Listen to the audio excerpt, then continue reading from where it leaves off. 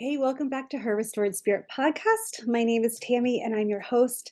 And I am continuing the series today of unhooking yourself.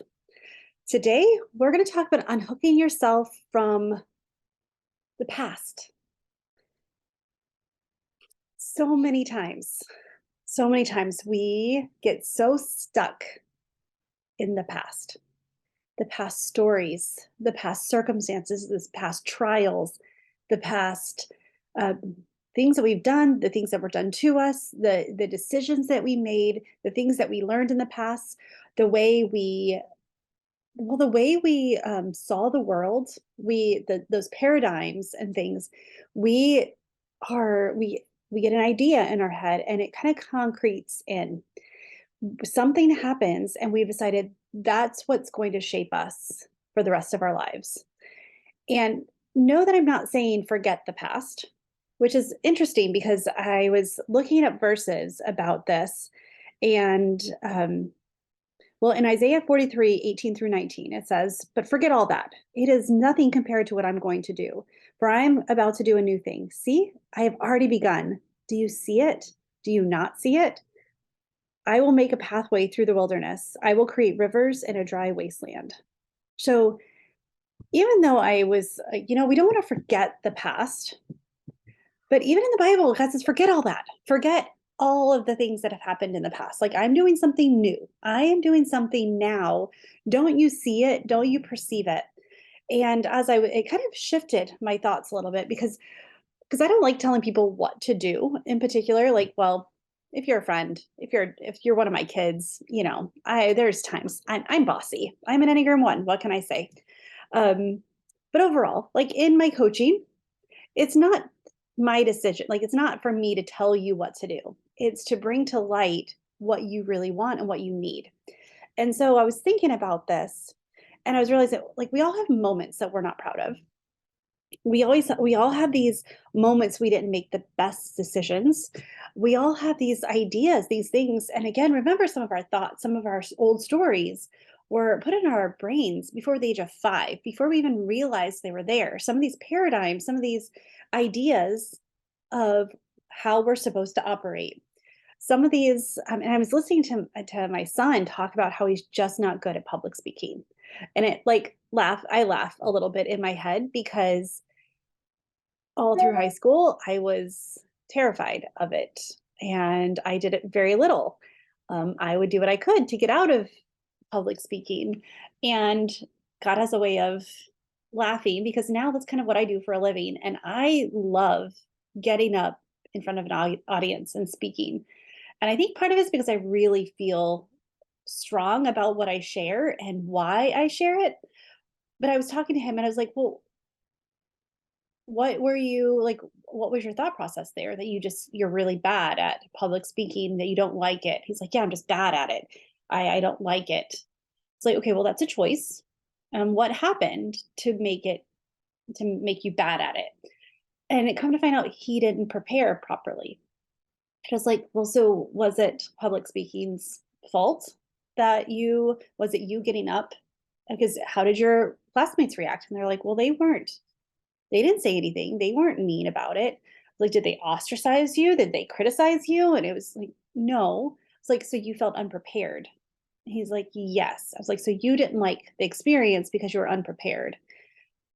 "Yes." Well, but he decided that that experience was going to taint the rest of his life. He is never going to. Okay, for 15-year-old, he's 15 now.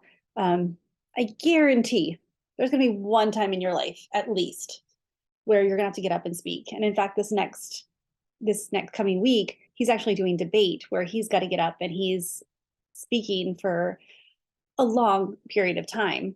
And then he has to listen and then he has to have the rebuttal and everything. So there's times, but his memory now, his decision is I'm not good at it. I hate public speaking.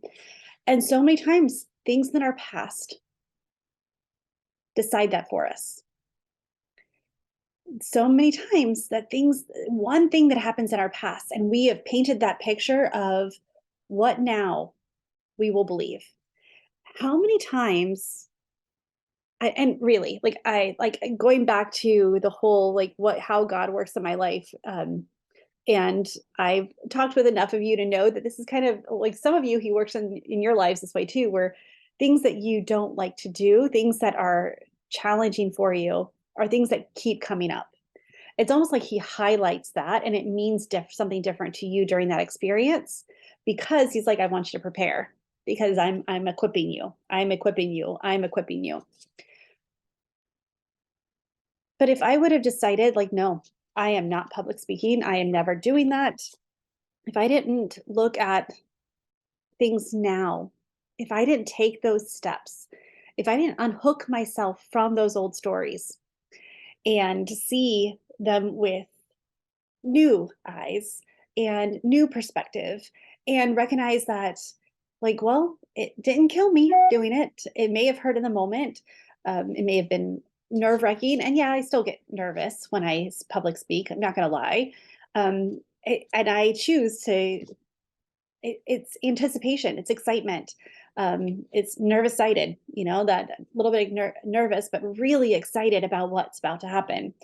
And the idea here is when we look and we make those old stories, we give them all the power in our future and in our present, then we never get to grow into who God's creating us to be. Look at those things. Like I talk recently about that, God highlighting things, because it's so funny. And I'm playing with this idea, but he does, like, you and I don't notice the same exact things. There may be, like, some things that we notice, but overall, it's our experience. It's kind of how he works in our heart. It's how we are, the things that we go through. It's the challenges and circumstances that we go through, or think themes that keep coming up. That even with my best friends in the same town, we don't see the same things. And I believe that's God, like, whispering into you, like, pay attention. This is for you. And if we don't unhook ourselves from the past, if we don't look at those stories and decide what we want to do with them now, and or even look at them and say, okay, what was God teaching me through all of those? And if we allow our past decisions, and notice here, I didn't say past mistakes, because so many times there are decisions we made that we were not aware that there were going to be mistakes. Even if we had an inkling, even if we were self sabotaging. I don't know what spoke to me. It wasn't my phone. Interesting. Okay, someone's sorry. Even if it was a something that we chose, there was a reason why we did. So we got to give ourselves some grace for those. So even if we allow our past decisions to decide our future choices, what are we going to miss out on? How have we grown? I'm not that 15-year-old girl getting up and trying to do Shakespeare, a Shakespeare scene in front of my entire ninth grade class or 10th grade class. Every year. We had Shakespeare Festival every year and had to do that. But I'm not that same girl. I was even talking to Kyle, my guy, and we were talking about the fact that the Heaven's Day is coming up. And it's really cool how I can sit and I can talk to him about Heaven's Day, and how, because we've come to the understanding that because of what I've gone through, he's in love with the woman I am now. If I didn't go through all that, we probably would not be together. Like, the things that he loves about me are things that I've grown and I've stepped into based on experiences and circumstances and life choices, and my desires and my vision and my dreams and my prayers. And the same with him as well. We talked about it because he's had his own traumas and he's had his own life stories. But if we didn't allow growth, if we stayed stuck, hooked to our past, and I know many of you who are listening have stories that you're holding on to out of fear, because of what it will mean, what that growth, because it hurts to grow or you don't want to forget. And I'm promising you, you won't forget the important parts. You won't forget those moments that changed you. You won't. You won't forget those little things that mean so much and that you want to hold on to. But by holding on to that past so tightly, you're saying no thank you to what's possible in the future. You're saying no thank you to what God has called you to.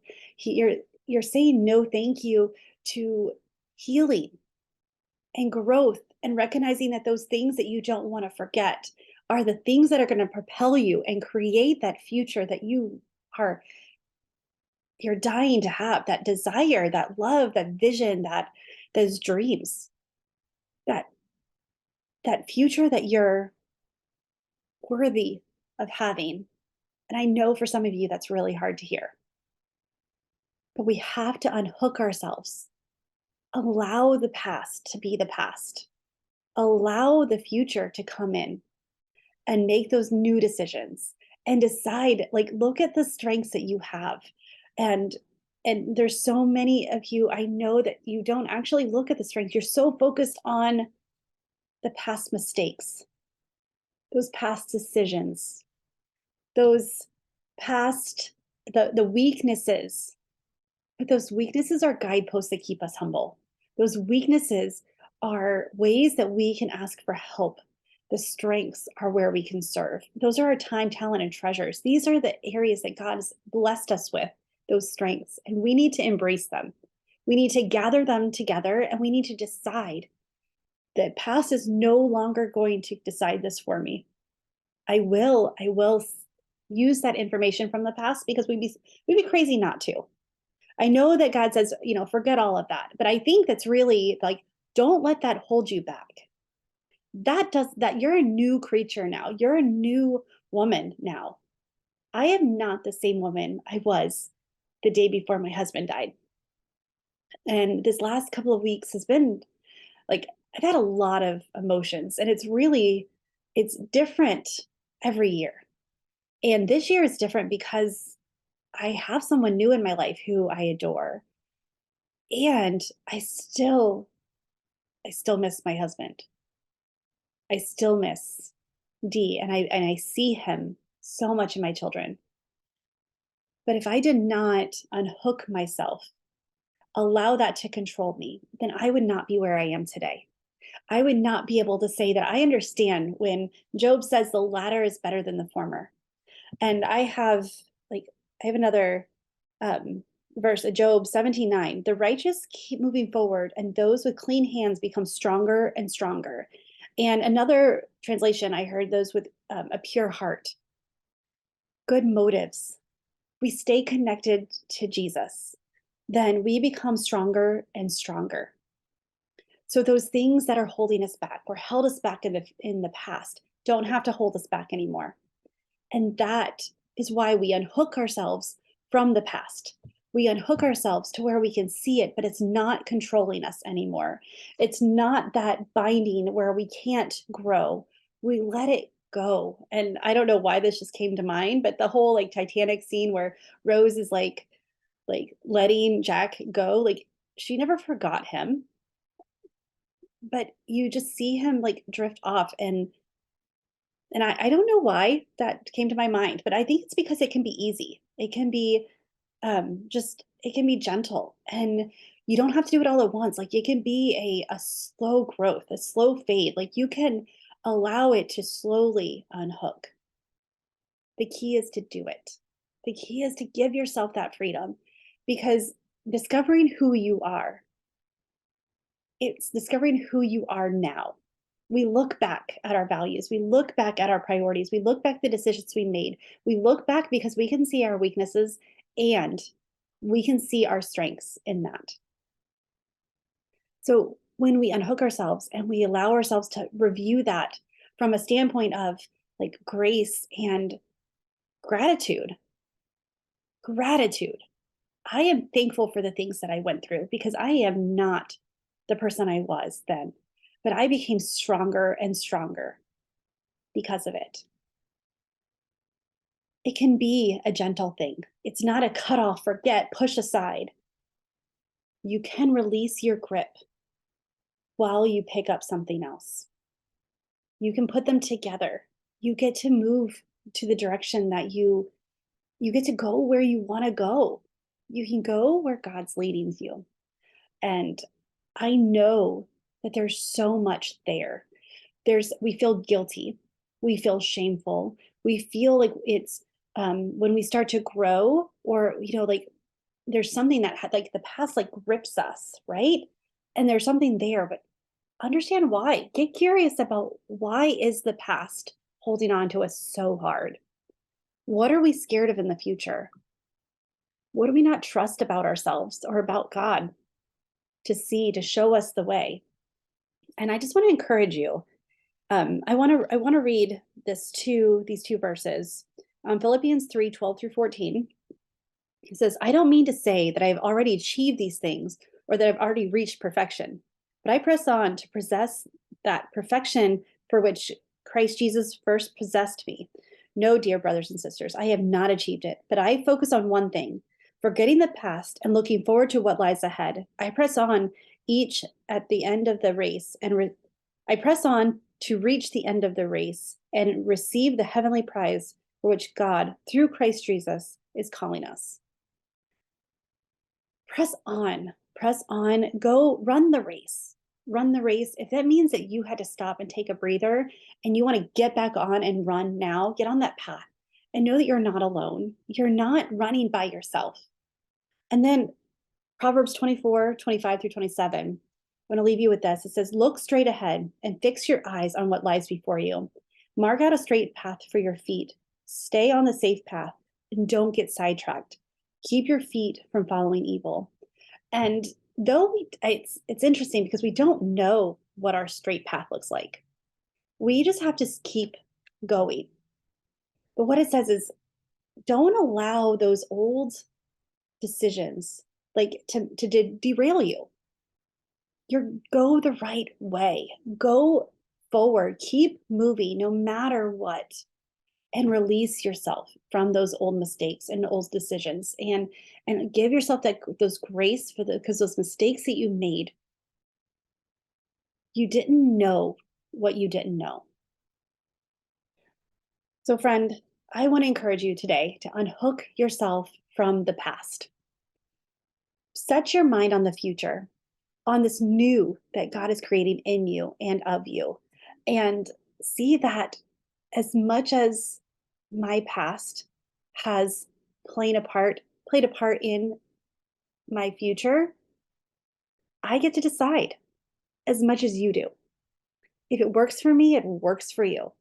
So with that, like what thing has God laid on your heart and said, "Hey, if you release this to me, I'll show you something new. I'll show you a new way." What part is God calling you to set down? And if you do, and you discover that new attitude, that new part of you that wants to grow, like celebrate that and let me know because I want to celebrate it with you. With this, I have a money mindset workshop coming up on Thursday. It is not your mama's workshop. Okay. This is an interactive. I know you're like, well, money mindset, I don't want to work on that. But if you have habits, overspending, overeating, over drinking, over anything, or underspending, like saving too much out of fear. If you have fear, what I want this to do is to open your mind, open your eyes up to what becomes possible when we start to explore our own thoughts. And a one way that we can do this is through money because we all have money stories. We all have we want to be comfortable. Well, what does that even mean? We want to have enough. What does that even mean? We want to trust God with it. What does that even mean? So go onto my website and sign up for this. It's free workshop. This will be the only time I do this workshop for free. It is a really good workshop. It is a really, these questions are ones that I've asked myself, I've asked my clients, I've asked my friends. I've done before in other events and things. And even if you think you have your money stories under control, come anyway and see what becomes possible and get excited because it's going to be freeing. It's not to condemn you, it's not to make you feel like you're not saving enough. It is to say, like, let's remove those bonds. Let's unhook ourselves from the past decisions we've made or those past stories, and let's create something new. So I would love to see you in there. So go to my website, it's on the show notes. Come and let's see what's possible. With that, choose joy until joy chooses you. Bye.